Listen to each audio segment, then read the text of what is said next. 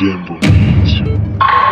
Nishima cyane gose. Rero igicaniro c'Imana kitunywanisha n'ingaruka z'Imana, tukabaho ubuzima bw'ibikomoka ku Mana. Kimwe muri ivyo n'ubuzima busagutse. Imana ishima cyane gose ubwo Imana yateguriye umuntu wese amaze kwinjira muri Kristo Yesu.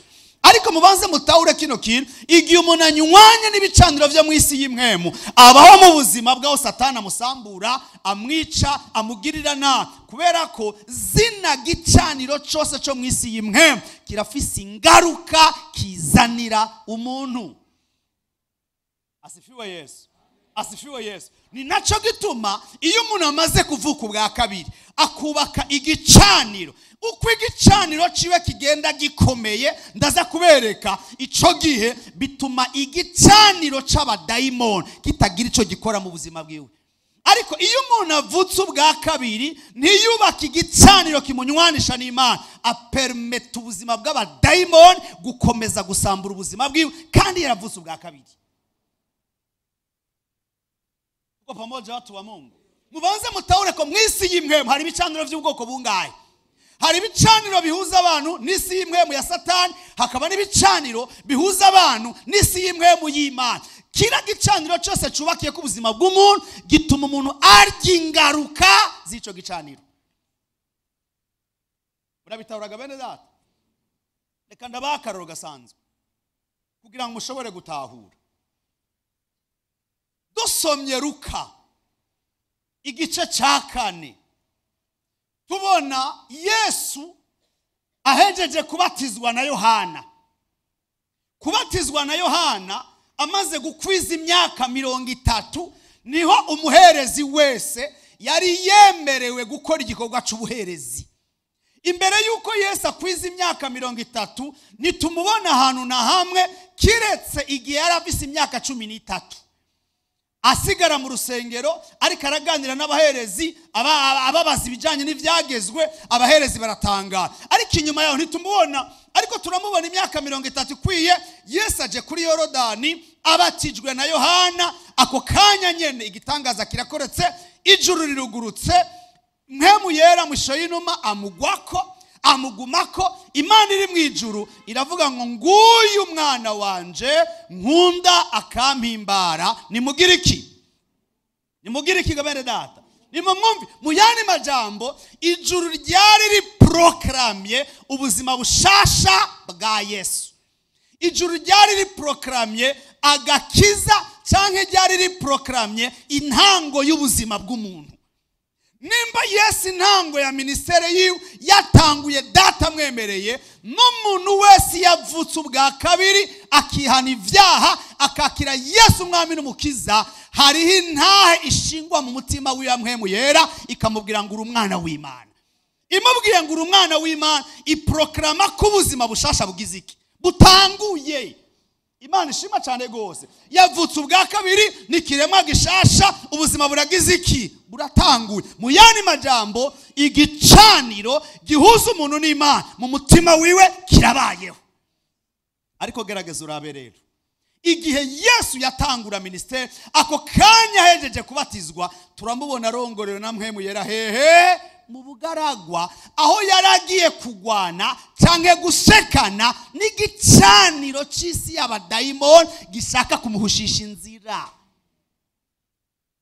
Nziko muriko muranyumva, gishaka kumuhushisha inzira, kuko igicaniro c'abadayimoni, ibicaniro by'ubuzima bwacu bwa kera ntibishaka ko dutera intambuko, kuko hari amasezerano yakoreye kuri ivyo bicaniro yuko uzoshigwa hasi, yuko uzocika iyondo, yuko atacu uzovamwo, yuko atacu uzokwimarira, yuko atani inkono y'itabu uzovamwo. Igihe rero umuntu anywanye n'Imana mwisi y'imwemu biratangazika yuko uyu muntu atanguye intambuko nshasha. Ico gihe rero ni naho ibicaniro by'abadayimoni bitangura guhaguruka ngo bikudeturize utaratangura ubuzima.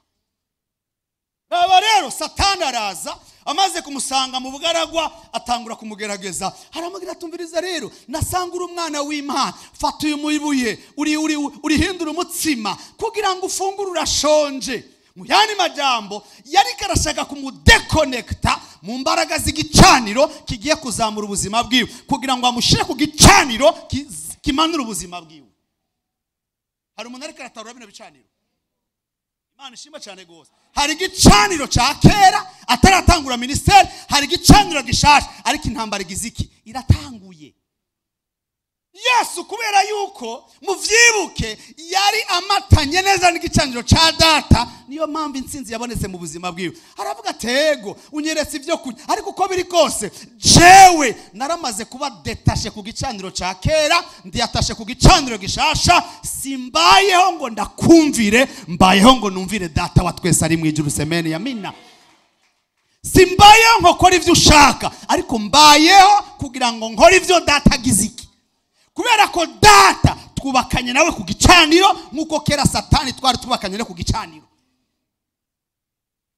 Tuko pamoja watu wa Mungu. Haramugira tumva byanditswe ngo ako kanya Yesu abaranesheje ikigeregezo ca mbere. Ikigeregezo ca kabiri aramugira tumviriza rero. Umviriza rero, raba ngo amutwara ku gashorishori, aramubwira ati raba igihugu cyose, ndabizi kuje kurondera igihugu, ni wapfukama ukansenga inzira yo hafi rakursi, ndaguha bijya bintu byose utabanje guca Gorogota, utabanje gumusara. Mugerageze kuraba igicaniro cy'iyisi gifise mission yo kumuhushisha kugira ngo ntaronka amahirwe yo kuzamugwa n'Imana. Uko niko ibicaniro vy'iyisi bikurikirana ubuzima bwacu igihe byamaze kubona inyenyeri yawe yaka. Igihe inyenyeri yawe itanguye kwaka, hariho imbaraga z'ibicaniro vy'isi bihaguruka ngo bideturize ubuzima bwiwawe. Naho benshi bavuga ngo ngerageje kubiraba byari bigiye gucamo ngo ariko sinzi ikintu cavyishe. Hari imbaraga z'ibicaniro vy'iyisi biriko birakurikirana ubuzima bwiwawe kugira ngo ntugire icuvamo mu buzima bwawe. Sinzi ko ari umuntu ariko aratahura. Ndacari mu ntangamara. Raba rero Yesu aramugira tumviriza, je uburyo matanye n'igicaniro c'Imana ntushobora kudevyesha ubuzima bw'iwanje. Hari ibicaniro mu buzima bene data, abantu bakizwa bakakira umwami Yesu umwami n'umukiza, ariko bagaragaza kuraba ubuzima babandanya kuba kubera yuko hari yambara kursi, kubera ko bahushijijwe inzira, ugasanga ubuzima bwarahushije, ugasanga bariko babaho ubuzima budashobora kurya ingaruka z'Imana. Ego barakijijwe, ariko ugaragaje kuraba ubuzima bwabo, hari ibicaniro bibandanya kudeklara canke kudeturiza ubuzima bwabo, ariko impamvu ni ntibagire ico bavamo. Mwisi ivyo bicaniro byarakoze ngo ntugire ico uva, ariko no mu Mana kubera yuko hari ikintu kiragukurikira, nawe ugasanga uri kurahusha kunywana n'Imana nkuko bibereye, ugasanga ubuzima bwiwa buriko bugendanirwa n'ivyabaye kera no mu Mana kugira ngo nturye ingaruka z'Imana mu buzima bwiwawe. Bicaniro aba Yesu arabatumviriza, ico nzi gusa handitse ngo uhoraho Imana niwe wenyene akwiye gusengwa. Imana ishimwe cyane go. Akomeje gukomeza iki igicaniro kimunywanisha n'Imana. Urwego rwa gatatu aramugira tumviriza rero, handitse ngo azokuramira abamarayika ikororere hasi. Yesu aramugira ati mviriza sha Satani, handitswe ngo ntukagerageze uhoraho Imana yawe. Uko ni ku muntu wese yavutse ubwa kabiri. Mwisi y'imwemu baratangaza ngo igicaniro yaramatanye naco c'abadayimoni kiracitse, uyu munsi agiye kwimatanya n'igicaniro c'Imana. Ico gihavyuka alerte y'abadayimoni kugira ngo ntibikunde yuko matana n'Imana. Nico gituma iyo umuntu avutse ubwa kabiri betangabo kenshi hahaguruka intambara zitagira uko zingana, ariko objectif y'iyo ntambara nukugira ngo zikuburabuze ntugire ubuzima bwo kunywana n'Imana ku gicaniro c'Imana, kuko bizi neza ko ni wanywana n'Imana uzobaho ingaruka z'Imana. Asifiwe Yesu. Asifiwe Yesu. Murabona Yesu amaze gutangura ministeri, hatangwa intambara z'ibicaniro. Hatangwa intambara z'ibicaniro kuko igicaniro gishasha c'Imana urabona neza ko Satani atangiye kugira iki kukigwana. Nico gituma taura kino kintu igicaniro cyose wimatanije naco, nagira ndakubwire utegereza kurya ingaruka zavyo. Imana ishimwe cyane gose. Imana ihabwa icubahiro cyane gose. Ni naco gituma rero mubanze mutahure ne igicaniro cyo mu isi y'imwemu. Hari igicaniro kitunywanisha n'Imana, hakaba n'igicaniro kitunywanisha n'isi y'imwemu. Iyo umuntu ataravuka ubwa kabiri, banza kwanza utahure kino kintu. Hari igicaniro kikunywanisha n'isi y'imwemu y'abadayimoni. ariko nibiki nuko ijambo ry'Imana ngo Satani yaje kugira ngo yibe, yasambure, yongere atikize. Ariko ku rundi ruhande Imana yaje muri Kristo Yesu kugira ngo intama ziwe zironke ubugingo kandi ziburonke bugiziga bene data.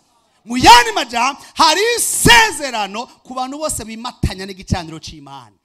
Imana irabubaka, irabakomeza kuko ishaka kubakuramo ikintu kidasanzwe.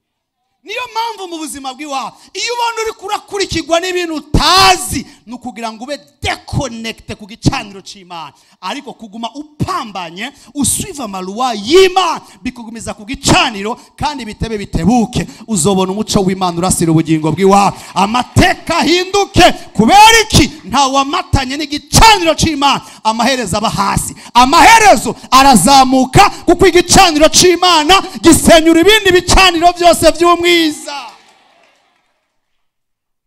Haleluya. Ndashaka kuvuga ati ndashaka kubaka igicaniro. Tahura ivyo uri kurabona mu buzima bw'iwawe bishaka kugushisha inzira y'umusaraba nukugira ngo bideturize igicaniro c'Imana, kuko gusambuka kw'igicaniro c'Imana bituma igicaniro c'abadaimon gikorera ubuzima bw'iwawe. Tuko pamoja watu wa Mungu. Hari umuntu ariko arantahura. Hari umuntu ariko arantahura.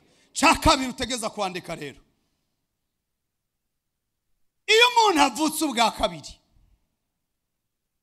iyo umuntu avutse ubwa kabiri akakira Yesu nk'umwami n'umukiza, n'ivy'ukuri araharirwa ibyaha, n'ivy'ukuri yakira imbabazi z'Imana, n'ivy'ukuri yakira ubugingo budashira, n'ivy'ukuri yakira amahoro y'Imana, n'ivy'ukuri agiranira amahoro n'Imana.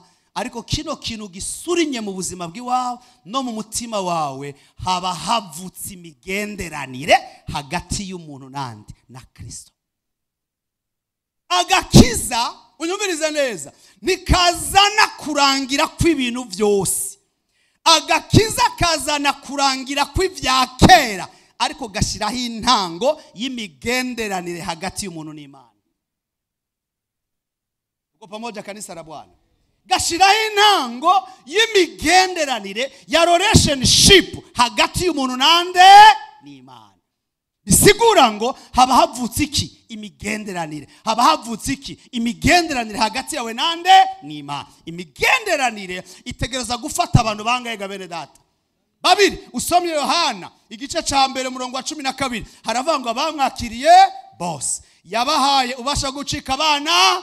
Nimba bacitse abana b'Imana ni kubera ko hari papa w'abana. Ego bacitse abana b'Imana, ariko mubanze mutahure banungutse papa w'abana. Hagati y'umwana na se ikintu gitegerezwa gukora ni ikintu citwa imigenderanire. Haba havutse imigenderanire. Muri iyo migenderanire rero ubanze utahure niyo hariho intango yo gukomera, yo gutera imbere, yo kuba umutwe ntubumurizo. Kubera iki? Mu migenderanire hategerezwa kuba ikintu citwa ubunywanyi. Ubunywanyi.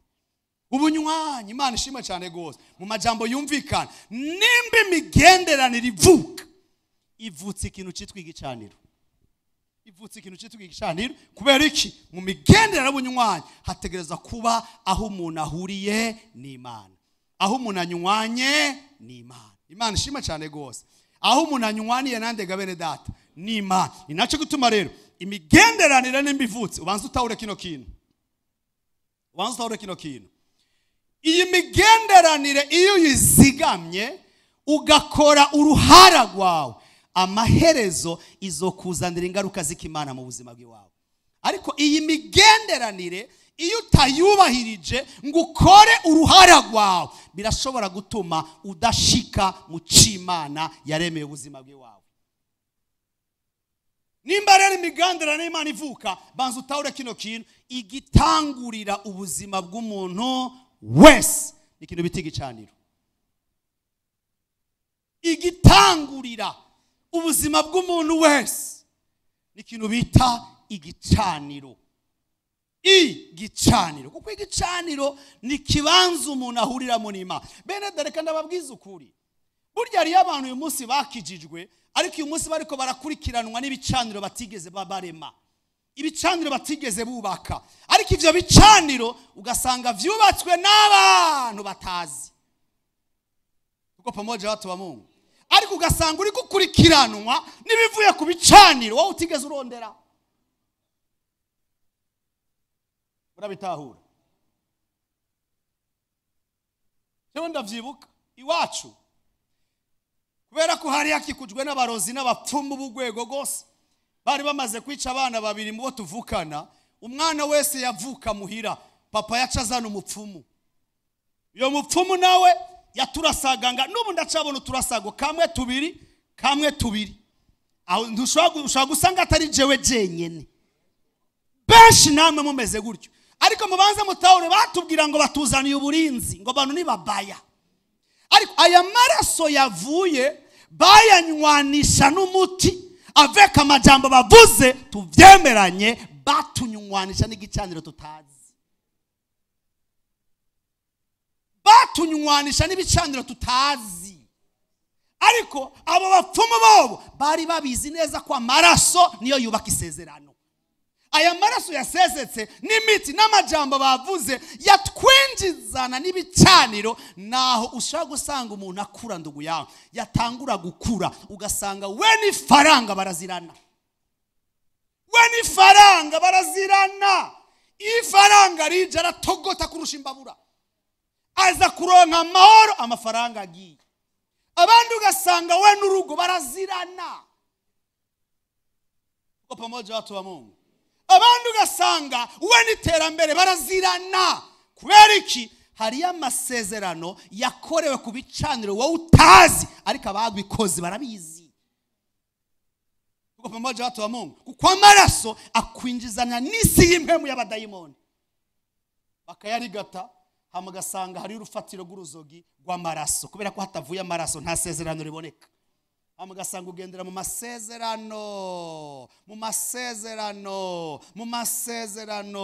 masezerano ibiza kukwereka yuko ubuzima bwari danje, nuko niyo umuryango wuguruye imbere haca hiyugara 10. Mwishuru ugasanga uri umuntu umunyabwenga akomeye cyane, uri muhira yewe vyose urabisoma bikinjira mu mutwe ugaguhumiriza byose bikinjira, hagera mu kibaho ukabona tout blanc. Ikibaho bagashirabura tout blanc. Kabati none imbere y'ibibazo ko ntabibona ndi muhira nkabitahura, nuko hari ibicaniro byanywanye n'ubwenge bwawe. Hari inyenyeri yatakaye kandi kuri iryo sezerano bavuze ngo ntacazovamwo. Ndazi ko ari abantu bariko barantahura. Asifiwe Yesu. Ugasanga abantu bakurikwa n'ibicaniro, ugasanga umuntu afise ikiganza cyiza cyo kudandaza, amahera akadandaza, ariko yagaragaza gukora ibiharuro ngo y'amafaranga yagiye. Hari igicaniro kiriko kiradeturiza ubuzima bw'iwawe, kandi abakoze kuri ivyo bicaniro ntabuzi. Ariko reka ndakubwiza ukuri, iyo umuntu amaze kuvuka ubwa kabiri aba afise uburenganzira bwo kwiyubakira igicaniro azi gikomoka ku mugisha w'ubuzima bwiwe. Niyo mpamvu kubaka igicaniro si ikintu ukwiye kunegrija, kuko nico gikomoka ku isezerano rishasha. Kuko igicaniro kideturiza amasezerano tutakoze, ariko tumaze kugira ubwenge tukagira ubushasha tugakora isezerano ku gicaniro, tukavuga ati Mwami Yesu ndakwakire nk'Umwami n'Umukiza, kandi nanjye ubugingo bwanje ndabuguhaye. A partir ya igicaniro gituma ubuzima bwawe bukontrolwa n'Umwami. Semeni ya mina. Imbaraga z'igicaniro. Nayo mpamvu ndugu yangu reka ndagutangariza ikintu. Ushakureke imifyino, ushakureke gufyina. Iyo umaze gukizwa tahura neza gutegeza kureka gufyina, kuko iyo bandanije gufyina urashobora kubandanya ubu domine par ibicaniro vyubatswe n'abandi. Ibi bintu vyo gukizwa ndugu yangu ukabandanya ukwega amaguru umenga uri gukurikira Yesu kubera sababu ya mutu, utakufa pangari mapema. Kwa nini? Nico gutuma hari abantu bakizwa me waraba ubuzima bwa ugasanga mediocrite. Kubera iki? Nibagize imbaraga zo gukomeza no gushinga ibicaniro byabo. Zamuri kiganzo ndakubwira ijambo ry'ubugingo. Bibiliya imbwira ngo iyo umuntu wese ari muri Kristo Yesu, ongereza ivyakira babigize iki? Vyose babicitse mu majambo make, igicaniro gishasha cyubatswe. None igicaniro gishasha kimaze kubakwa, utegeza kwirinda ivyakira bigukurikire, kuko ibya kera birashobora kugukurikirana kubera kutamenya, kubera kutagira ikiga. Bene data, Bibiri ivuga ngo Samuragwe yakira umwana iyo ataramenya, nta tandukaniro riba riri hagati yiwe n'umugurano. Hari abantu ari basamuragwa ariko babayo nk'abagurano, babayo nk'aba esclave. Kubera iki? Ntibaramenya guteramira ibicaniro byabo, ariko barya ingaruka z'ivyo abandi bakoze. Ndugu yangu, asifiwe Yesu. Hari abantu batazi iyi si. Ndugu yangu, iyi si urogwa n'abantu utazi. Apana kubera ko mufise ivyo mupfa, kubera ko Satani cyamuzanya ari kwiba, kwica no gusambura. Arahagarara akavuga ati muri uyu muryango sishaka ko ari umuntu azotera imbere, muri uyu muryango sishaka ko ari umuntu azokwiga. Ugasanga umuntu arize afise abamurihira 6e, akumva ngo Jesse shaka kubandanya amashuri. None ndugu yangu, uko utabuza bakurihira ariko sishaka kubandanya amashuri, igicaniro ibicane hama wamara gukizwa ukabandanya ubuzima bwo kurya jojo. Uyu munsi urabona Jesse shaka gusenga kubera ko sindi muri mood. Uri muki? Ibure vya mood. Abo tunigana saba inyama, abo tuva abo tunigana saba inyama. Hari abavanga abo tunigana n'abanyamude. Saba inyama, it's mean nutabatsinda baragutsinda.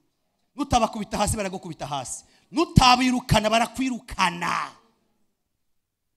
Cyo gitumye umaze guhitamo gukizwa bo musirikare utegeza kugwanira territoire yawe. Semeni amina. Oya numve amina muri kino kibanza. Haleluya. Utegereza kubura umuntu ugwanira territoire yawe. Asifiwe Yesu. Iyo umuntu amaze kuvuka ubwa kabiri arashobora kudeturiza ibicaniro by'umuryango.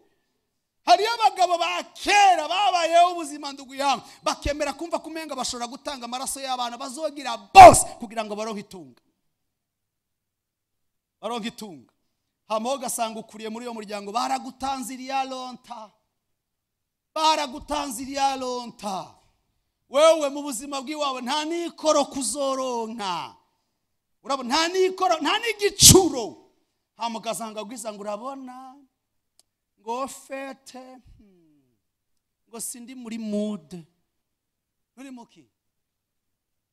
Nta vya mood bibaho, ni maisha ya komba. Ngiriro mu cyatsi nta vya mood biriho, na maisha y'ingwano.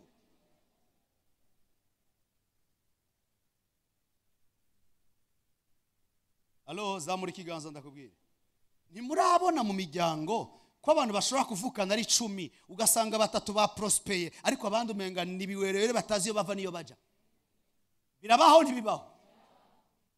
Saka muri biraba abantu ugasanga abagabo barongoye abagore babiri, ugasanga abana b'umugore mutoyi barabriya n'abatunzi, ariko abana b'umugore mukuru ari wenye ni sezerano, ugasanga ico bakora ko cyose umenga no kwitsitara. Beriki hari ibicaniro bibaho, hari ibicaniro bibaho, hari amasezerano abaho.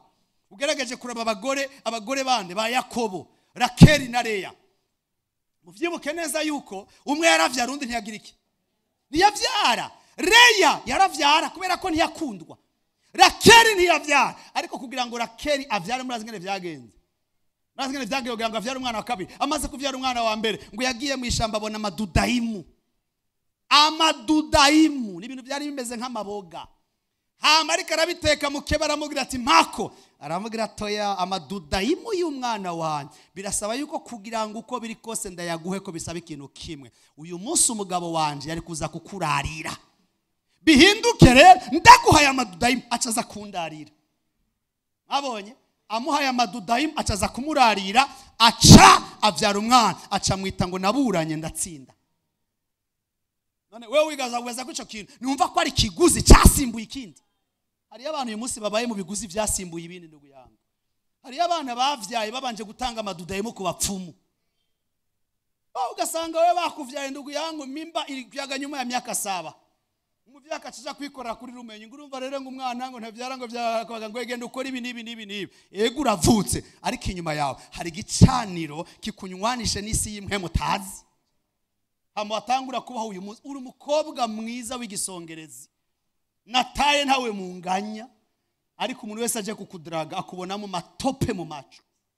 Kubera iki? Hari ibicaniro biriko birakurikira ubuzima bw'iwawe, biragusaba kuba serious kugira ngo nawe wubake igicaniro kirusha imbaraga ibicanira abantu bubatse ku buzima bw'iwawe, kugira ngo haboneke ushobora kunesha. Iyo amen yawe sinda yemeye. Haleluya. Igicaniro. Ngirira mugenzi mufata ukuboko, mubwira ati nutagwanira ubuzima bwawe nta numwe azobugwanira. Ibi bintu abantu bariko barabamo, urabona ngira ku musozi unsengere ninda kunezwe.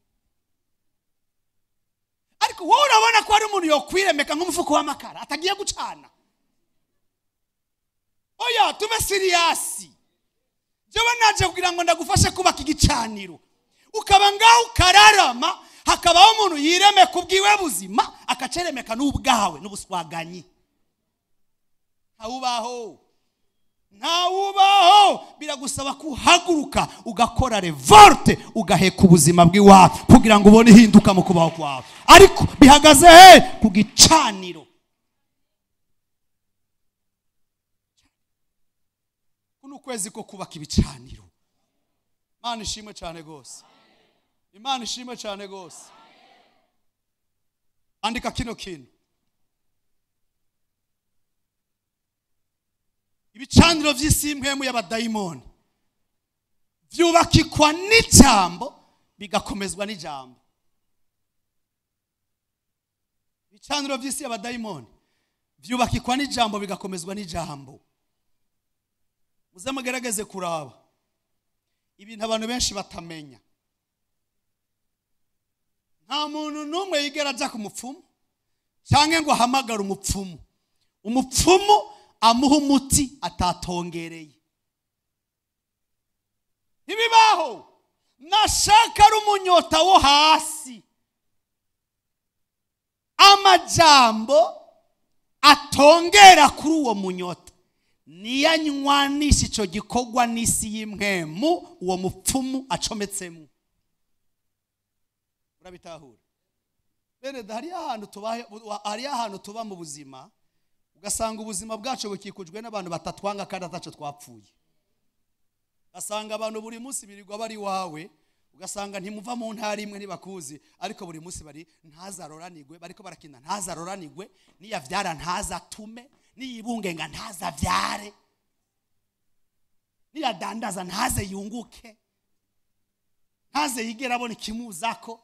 Nawe ukaba muri yose kubera ko ibimazi byabo canke ibicaniro byabo bikomezwa n'ibimazi bitangwa bikomoka kubumbura kimazi bw'abantu. Amukacuba ngo je naco dupfa. Je simona umuntu yoza kundoga, ariko kibagira rino jama ngo abo tunigana saba inyama, oya gisunye saba inyama, n'abakuru n'abafise ububasha bwo mu isi yahiga bene data. Ariko uracari mu buzima ngo je ntawe dupfa ikintu ndugu yangu. Ndababaza ikibazo. Haleluya. Oya zamura ikiganza. Haleluya. Uyu munsi dufise amakuru yuko hasigi hari shano barungika mu muyaga. Muramaze kuvyumva namwe? None iryo shano barungika mu muyaga babazi ko rifata wewe. Baba barirungitse ngo rifate uwari we wese, kugira ngo ibimazi vyabo bigira iki? Vyuzure ku gicaniro cabo. None ndugu yangu uri gufasha urapfa ntupfa. None ishano barungikiye ku gicaniro rigusanze ku gicaniro cyawe uri strong, riraguhitana. Kuko ibicaniro bipimanya imbaraga semeni ya mina. Ni nayo mpamvu utegerezwa guhagarara mu buzima kubaka igicaniro gishobora gutuma abadayimoni basembera ico gicaniro bavuga ati aha nihinjigwa, kuko igicaniro kiturusha imbaraga semeni ya mina. Abo tunigana saba inyama Dabiro mwicambwe ati ntibisaba kuba muri mude, bisaba kuba umugwanyi. Naho mubwira ati amen. Asifiwe Yesu. Andika kino kintu. Ubuzima bw'umuntu ahambaye butangurirwa n'igicaniro. Ubuzima bw'umuntu akomeye butangurirwa n'igicaniro. Ubuzima bw'umuntu w'intsinzi butangurirwa n'igicaniro. Ubuzima bw'umuntu agasara butangurirwa n'igicaniro. Atagicaniro nta ntsinzi, atagicaniro nta gukomera, atagicaniro nta gushika kure. Cyo gituma nitwaheza ino teme ndashaka kubona abagore n'abagabo b'Imana bahagarara ku bicaniro bakavuga ngo ivyo watubeshe Satani waratubeshe, ariko uyu munsi hapatoki kitu, kwa maana tumaze gusobanukirwa ibanga ryo kubaka igicaniro gihagarara ubuzima bwacu. Ubuzima bwose butangurirwa n'igicaniro. Beneda yaba mwisi y'imwemu, ubuzima bwose butangurirwa n'ibicaniro. Yaba mwisi y'imwemu y'abadayimoni, ubuzima bwose butangurirwa n'igicaniro. Yaba mwisi y'imwemu y'Imana, ubuzima bwose butangurirwa n'igicaniro. Haleluya. Uyu munsi nashimye gutangurana na Aburahamu, we sekuruza w'abizera bose. Niwe muntu wa mbere muri Bibiliya Imana yahamagaye akomoka kwa mahanga. Niwe muntu tubona, gerageza muramba, mbega Aburahamu muramuziga bene data? Oya, Aburahamu muramuzi? Ndashaka twese tuzingurure Itanguriro 12. Tubanze turabe uyu muntu. Tubanze turabe sekuruza wacu. Tubanze sokuru wacu.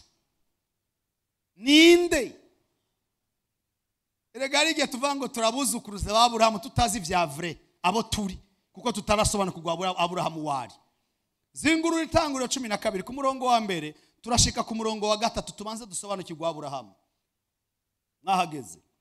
Aravuga ngo uhorabarira Aburahamu ati va mu gihugu canyu, mu muryango wanyu no mu nzu ya so, uje mu gihugu nzokwereka. Kabiri, cyambere, nanje nzoguhindura ubwoko, tujane, nanje nzoguhindura ubwoko, nzoguha aho tuva, nzoguha izina ryawe ndarigire, n'abandi baze bagire, abazoguhezagira nzogira iki?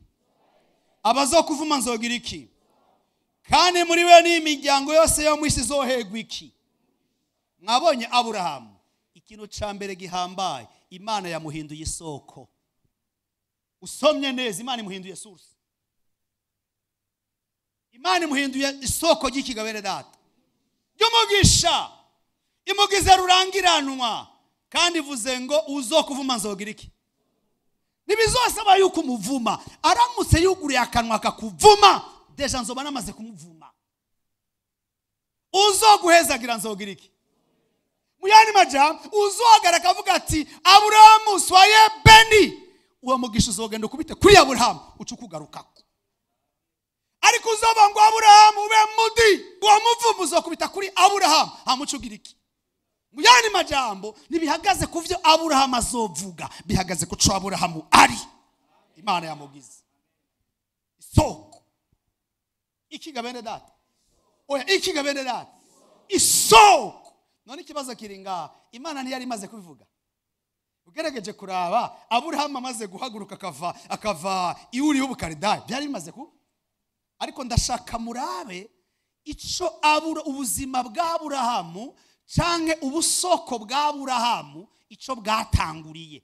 Kuko tuvyemeranye aho uyu muhamagaro wa Aburahamu ugereranywa niki? Ugereranywa n'umukristo wose Imana ihamagara ikamukura mu vyaha. Halo, tuko pamoja? Si rencontre ya mbere ya Aburahamu n'Imana. None rencontre umunyavyaha na Yesu ntivyaragakiza. None Imana ntimuhindura umunyamugisha. Ego canke oya. Ni mumugisha ukomaga kuri Aburahamu bice muri Kristo Yesu. Asifiwe Yesu. Tuko pamoja watu wa Mungu. Ariko gerageza murabe tugende buke buke. Urabe ibanga rinyegeje mu mugisha uhoraho. Ndashaka ko dutahura umugisha w'umwanya muto. Ndashaka tutahura ibanga rinyegeje mu mugisha uhoraho, rinyegeje mu imbaraga zihoraho. Haleluya. Rinyegeje mu gukomera guhoraho, rinyegejemwo ubudahangagwa buhoraho. Ndashaka murabe ku murongo wa 4. Nuko Aburahamu aragenda uko uhoraho agiziga bene data. Number 1, biraboneka neza ko Aburahamu yihutiye kumvira. Nimba ari yego uvuge yego, turiko turaganira. Biraboneka ko Aburahamu yihutiye kumvira. Loti ajana nawe. Aburahamu yaramaze imyaka 40 bene data. Yaramaze imyaka 25 igihe yava i Harani. Aburahamu ajana na Sara umugore wiwe na Loti umuhungu wabo n'itunga ryabo ryose batungiye i Harani. Bona abantu barongoye bava ngo baje mu gihugu cy'Ikanani. Nuko ashika i Kanani nyene Aburahamu raba adwebera icyo gihugu ashika ahantu hitwa Shekemu ku giti cy'umweno cya Mamere. Icyo gihe abanyakanani nibo baba muri icyo gihugu. Number 1, turabona neza Aburahamu. Mwumvirize kino kintu bende da. Turabona Aburahamu avuye i Uri y'Ubukaldayi. Sawaga bene data. Arumviye Imana, aragiye aho Imana imubwiye. Bibiliya tubwiye ijambo ry'ikirundi ryiza ngo Aburahamu adwebera icyo gihugu. Mu Cyongereza ari amajambo abiri atandukanye, icyo bita to live na to dwell. Hariho big difference. Aburahamu ngo adwebe, mu yandi majambo arinjira, ashika, aba ategwa muri icyo gihugu. Kuba bishobora kubyara kwimuka, ariko kudwebera n'ugufitinga ibiganza bigashika hasi. Amaze kudwebera iki gihugu, raba ikintu gikomeye cyaranze Aburahamu. Adwebere icyo gihugu, ngo icyo gihe abanyakanani nibo baba muri icyo gihugu. Uhoraho ku murongo w'indwi yiyereka Aburahamu, umviriza, aramubwira ati uruvyaro rwawe nzoruha iki gihugu. Uruvyaro nzoruha iki? Uruvyaro nzoruha iki? Aca hubaka igicaniro. Haleluya. Ikintu ca mbere Aburahamu yakoze, ntiyarimye amatongo y'inka ziwe, ntiyagiye gucukura amariba. Ikintu ca mbere Imana imaze kumubwira ngo uruvyaro rwawe nzoruha umugisha, nzoruha kino gihugu. Aburahamu yavuze ati ya kugira ngo uyu mugisha ndawuzigame, kugira ngo uyu mugisha ndawucakire, kugira ngo uyu mugisha ndawurinde, kugira ngo uyu mugisha ndawuhagararire, reka nubake ikibanza duhuriramwo n'Imana, kuko inkomezi zanje ni Imana. Twese aho duhurira n'Imana, ibindi bicaniro byose birasambuka. Aburahamu yubaka iki bene data? Mu yandi majambo, intango y'umugabo akomeye ni igicaniro. Intango y'umuryango ukomeye ni igicaniro. Je namambwira abana navyaye, namanda bagati mwebwe muri abanyamugisha, kubera ko jewe hari intambara naguhanye gushika mu gisekuruza. Jewe navyaye n'umugabo adakijijwe, umupagana atari bwanakizwe. Kuva umunsi nakizwa, nabanje kwanza gusenyura n'ibicaniro by'umuryango, impwemu zabi wacu ziratsindwa. Hama maze gukizwa nanje ndavyara. Ubanze kwanza utahure, aba bana ntibazogwanizo mu gisekuruza, kubera ko uruzogi rwa rukomotsa kuri je, kandi je nari maze gufatana na Yesu. Barashobora kuronka umuvuduko urutuwo jewe naronse. Kubera iki? Maze gukizwa hari igicaniro nubatse gitandukanye n'ibicaniro data yubatse. Yo mpamvu bene data, haleluya. Oya you amen ya witeye ubwo, haleluya. Muramaze kubona impamvu abanyamerika burya baroranirwa. Abanyamerika baroranirwa mu rwego rukomeye. Uza gusanga umwana avutse uyu munsi, raba se yarakijijwe, se wase yarakijijwe, se avyara sokuru yarakijijwe. Amakaje usanga sokuruza wa sokuruza yari umupasitori. Oya urumva ugo rukurikirane rwa generation. Raba generation numero 1 umugisha, generation numero 2 umugisha, generation numero 3 umugisha, generation numero 4 umugisha. Wowe ugasanga uri 7e generation ikiba umugisha umugisha umugisha umugisha. Kubera iki? Gerageza urabe inzira baciyemwo n'uruzogi rufatanye na Kristo. Semeni amina. Baragwanye intambara zo mu gisekuru, nta n'umuzimo wo mu gisekuru zakihari. Ariko twebwe ndugu yangu, ukizwa ugasanga niko kano ka mbere kakijijwe. Babu yako alikuwa mufumbu, yari umufumbu. Tate yako wewe yaguruka ku mabati, yari umwenjeniyere ku rutaro. Amugaje usanga sokuru wa sokuru niwe yakoze intaro zose z'abaruzi. Hama wewe ugakizwa, wamara gukizwa birashaka kuba umugwanyi agwanye ibicaniro. Shaka unagerageze kuraba impfu zabaye iwanyu, unarabe n'amatongo y'iwanyu kugira ngo amere. bisaba ko Ziranotse aguha angre yose atera akora mu ruganda rwiwe. Kubera imirima yanyu icungwa n'ibisigo. Sinzi ko muri ko marantahura. Hama nawe ukacukizwa mu buzima bwawe. Ugiye uyu munsi niyumvise amagusenga. Subiramo numva uyumvise amakugira iki? Nivyo bisigo vyiwanyu biriko bikumara inyota y'ubuzima. Uko pamoja watu wa Mungu. Ugasanga mu muryango w'iwanyu agatara gatanguriye iwawe. Ariko nubwo akatanguriye iwawe hari ivyizigiro kubazogukomokako ni wavyitwaramo neza. Semeni ya mina. Haleluya, haleluya. Bivana n'ingendo uri kurubaka ibicaniro vyawe. Ariko wamvugiye amina gatoya. Kubaka ikiga bene data. Abraham amaze kutwebera igihugu ikintu cyambere Imana iramusangira amuga ati iki gihugu uzokiguha. Abraham ati ntamuza sinzi bya bene iki gihugu bakoze. Wenda bashaka kuba bafite ibicaniro by'abazimu. Wenda sinzi amamuko ariko jewe shaka gukora intango shasha. Mpagaze ku vy'Imana yambwiye ndahubatse igicaniro c'ikibanza tuzokwama duhuriramo n'Imana mu buzima bwanje.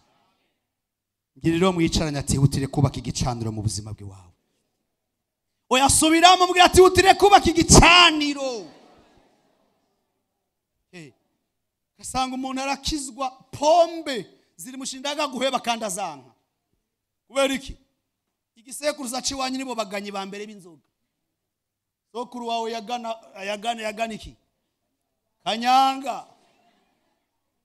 Umukorera jipo wose wakomotsi wanyu ideology normal yavuye iwanyu. Mwebwe ni mwebwe iyo bari kuba ari mu Iburaya bari kugura lisansi wanyu. Abagana umukorera jipo wose bategeza guha lisansi zo wawe ko niba bitanguye.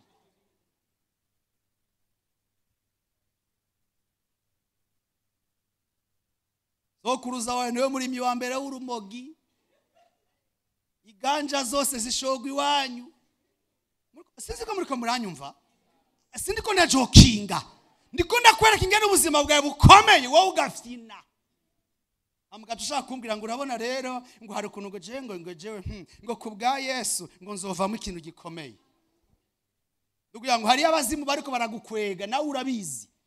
Ushaka no gusenga kugira ngo usenge uvuge isengesho data wa twese uri mwisha bakumara jene ya turwajuru. Kubera kugitangura data wa twese uri mwijyo. Bikaca bivuga ngo Mana uri Imana nanje nkabiyindi kubera itirari.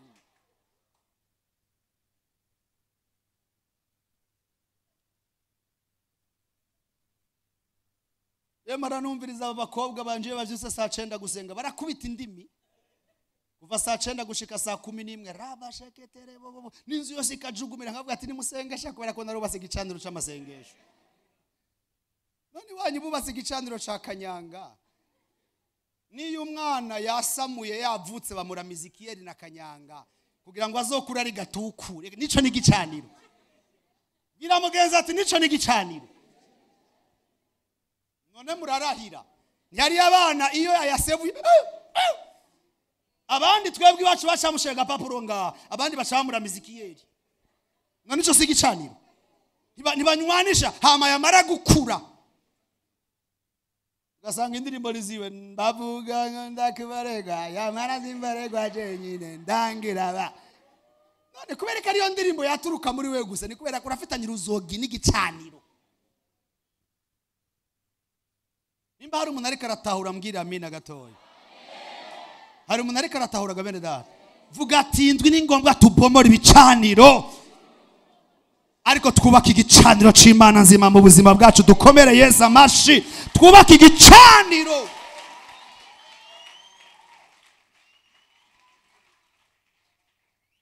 Uhoraho yereka Aburahamu aramubara turuvyaro rw'enzoru iki gihugu aca hubaka igicaniro. Yubakiye Uhoraho yagize iki gabene data. Yamwiyeretse. Hari ibicaniro twubakira Imana yaduhaye agakiza. Haleluya. Yaduhaye agakiza. Raba bandanya gato. Arikora avayo aja ku musozi wo ku ruhande rw'iburasirazuba. W'Ibeteri. Ahashinga amahema.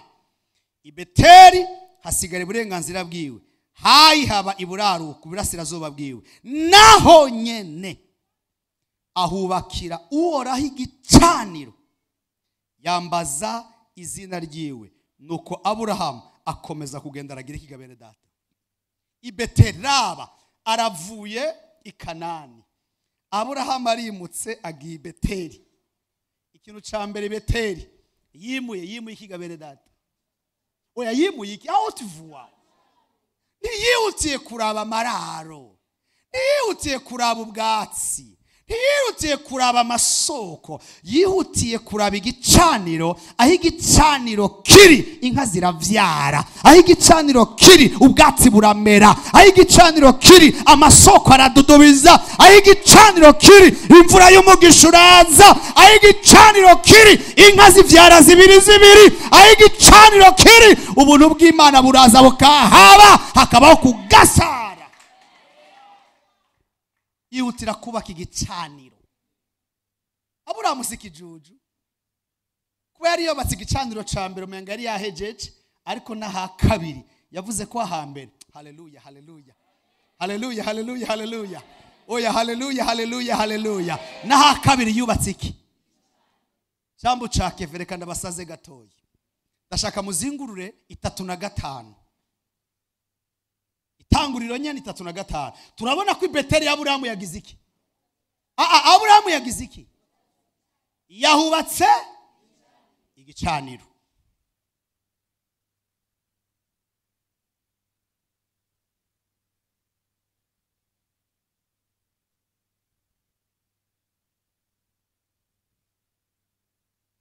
Tubanza tureke kuja hiyo, tuje ku murongo wa 28.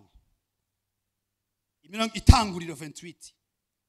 Twabonye ko Aburahamu amaze kuva mu gice ca mbere agenda ahantu bita i Beteli, ahubaka ikiga bene data.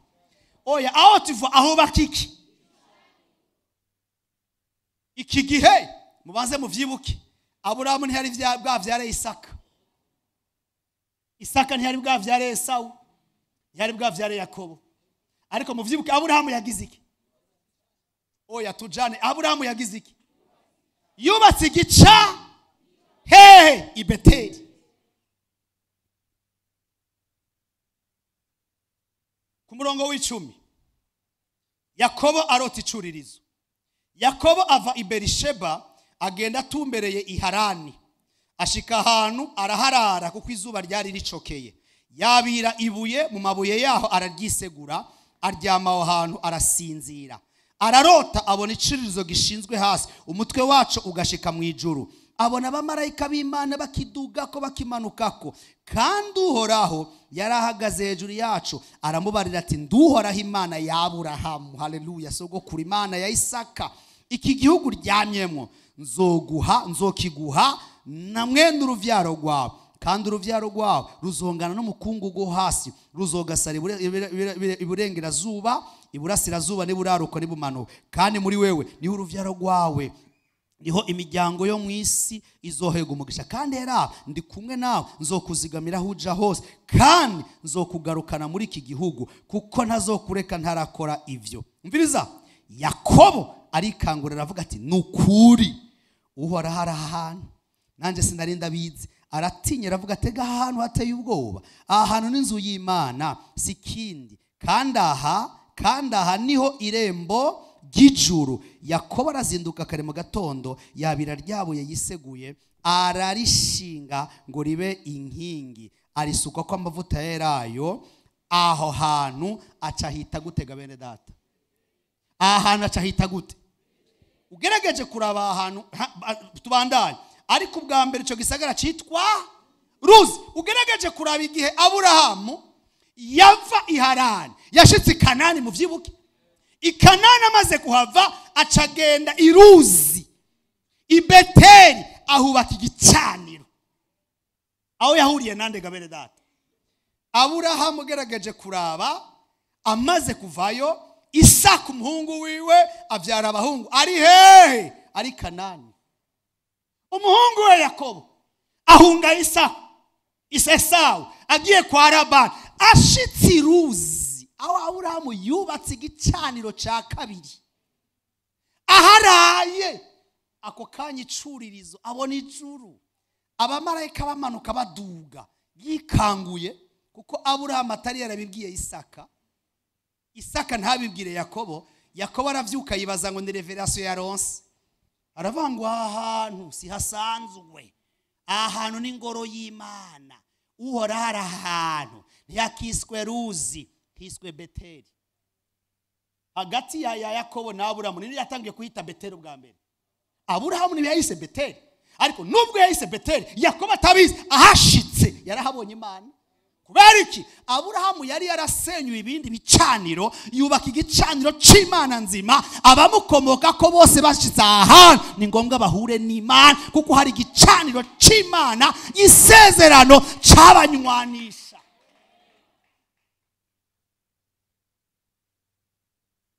Ucamutahura vya bene babwira. Nimba Aburahamu yarubatse igicaniro, Yakobo hageze aronka icuririzo, Aburahamu ntiyarose. Aburahamu yarubatse, ariko turabona bamukomoka ko babonye Imana imbona nkubona. Imana iramwe nzobana na. Kubera iki? Hari intambara z'ibicaniro Aburahamu yabanje gubomora, asanga yabibomoreye abana biwe. Ndashaka ndakuzamura ikiganza, ubaka neza igicaniro cyawe, n'abana n'abuzukuru bazorya ingaruka zavyo, kubera kuri kurakora kugira ngo vyinjire muri generation ibwina. Ariko kandi abana bawe n'abuzukuru barashobora kuzorya ingaruka zo gufyina kwawe. Abana bakomeye bava ku mugabo akomeye, abana bahambaye bava ku mugabo ahambaye. Uko pamoja watu wa Mungu, hari n'ibintu nashaka kuvugira ngaha ariko abahinga bavuga. Mbabare sije ngiye kubivuga ariko n'abahinga babivuze. Abahinga baravuga ngo iyo umugore n'umugabo bubakanye atabwenge bafise, atarabasava, atari abantu bari sage, ngo byafekta abana bavuka, ugasanga no mwishuri birabagora, babaho bafise inzatsa gusa. Injeni muri uwo muryango zirabura. Kubera iki? Hari ibicaniro byo kubona inzatsa.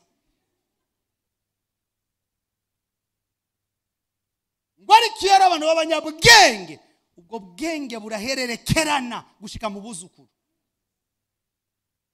Buri munsi je na manereka abana banje iyo mvuye ku ishuri, nandaga ati mwese icara ngaha, abazanira urupapuro nkabati mwabonye raba mama Max jewe ndonga, ni wazana ivyo uzana uzombwira aho bikura, kubera ko isa siliva hehe. Numvise uvuga ngo sawa, ni sawa, yutegeza kwitona so gupfa kurongora, ifo guhererekana n'amageneration azokurikira. Ugiye ku muntu abona inzatsa gusa none bizogenda gute? Basi wewe ubu utabona inzatsa basi. Muri ko muratwenga ariko ni verite. Aburahamu yubaka igicaniro Beteli, ahuriraho n'Imana, umwana w'umwuzukuru wiwe sha. Ahageze we ntiyabonye ikindi, yabonye abamarayika baduga bamanuka, abona kuhereza uhoraho Imana vyagiye hariya. Kubera iki? Isezerano Aburahamu yakoze biciye kuri ico gicaniro, Imana yararizigamye iribikira buzukuru kugira ngo iryo sezerano izirikore n'abuzukuru.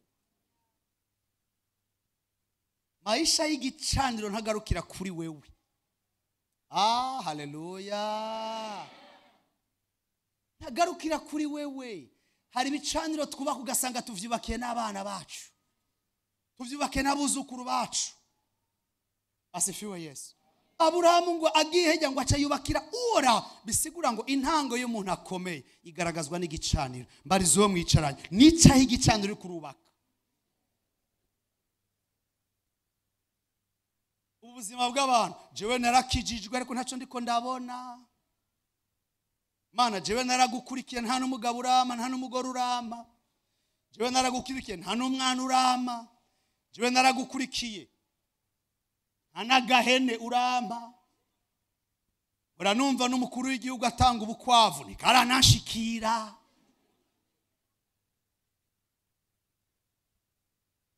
Urumva imidogombo yawe? Rekana niyo mifitino, egera imbere wubaka igicaniro. Mvugira amina. Egera imbere wubaka igicaniro, ubuzima bwawe butangure kuzamuka mu izina rya Yesu. Ubuzima bwawe butangure kuzamuka mu izina rya Yesu. ubuzima bwawe butangure gutotahara mu izina rya Yesu. Hagarika imyidogombo, ubaka igicaniro. Kubera iki? Listen to me. Ukubaka igicaniro nukumara imbaraga ibicaniro vyabayeho utarabaho. Ukubaka ibicaniro nukubomora ibicaniro vyabayeho utarabaho.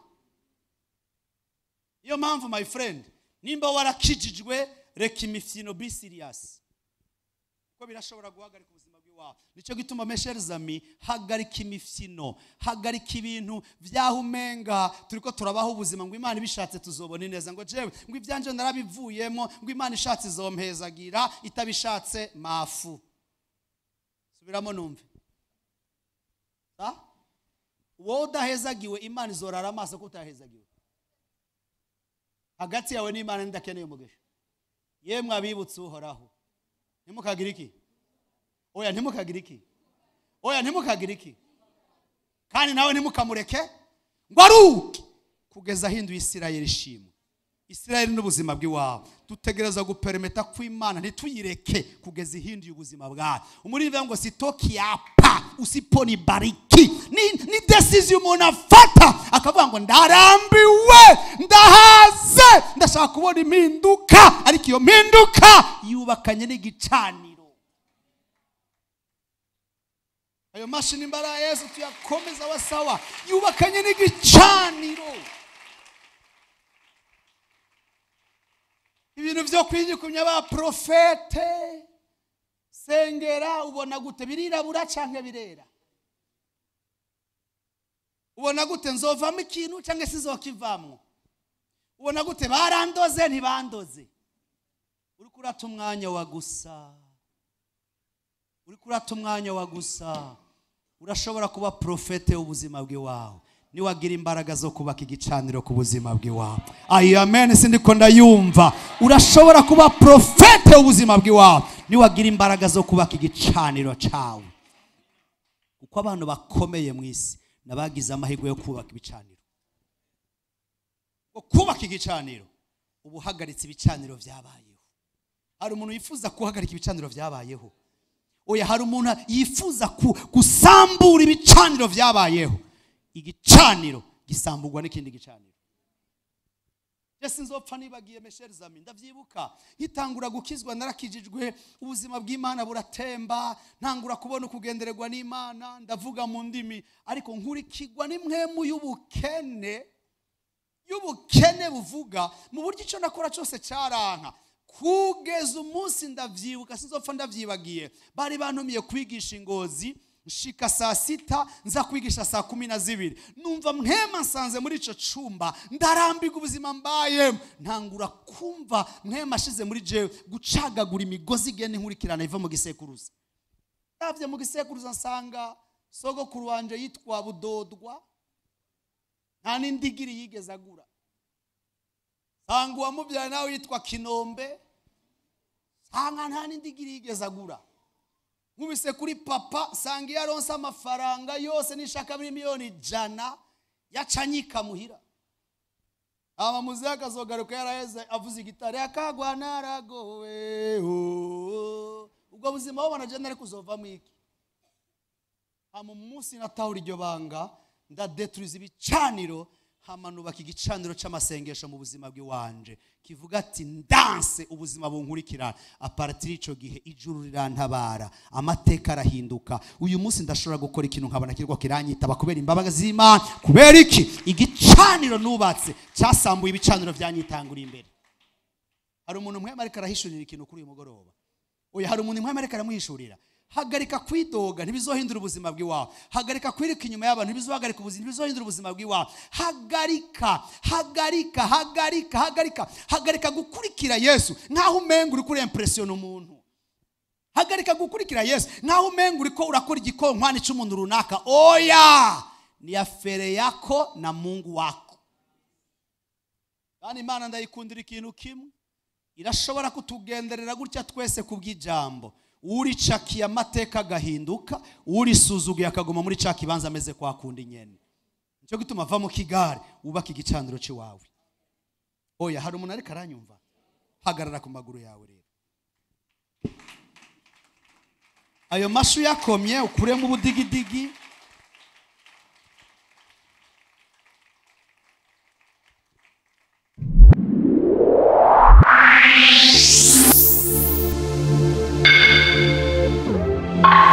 Irembo